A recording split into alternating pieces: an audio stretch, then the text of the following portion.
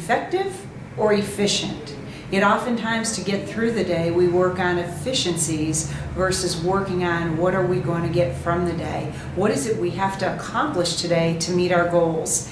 In the Sales Messenger, in our first chapter, we set the foundation by sharing a philosophy that really does emphasize planning your work and working your plan.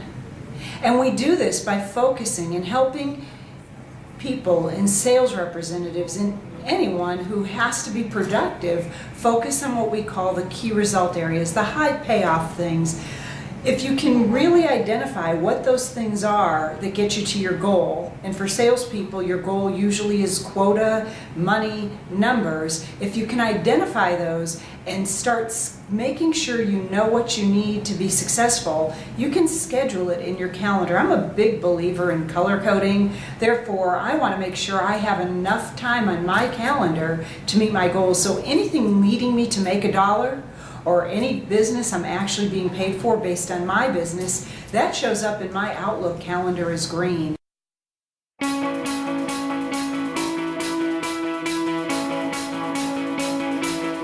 Balance that time for your administrative time and do it in your off hours.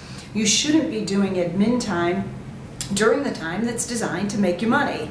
And so in other words, you might set aside time early in the morning or late in the afternoon, or some of you like working a little bit at night to get that administrative stuff done, and you do it at a time when you're not taking away from where you could be making money.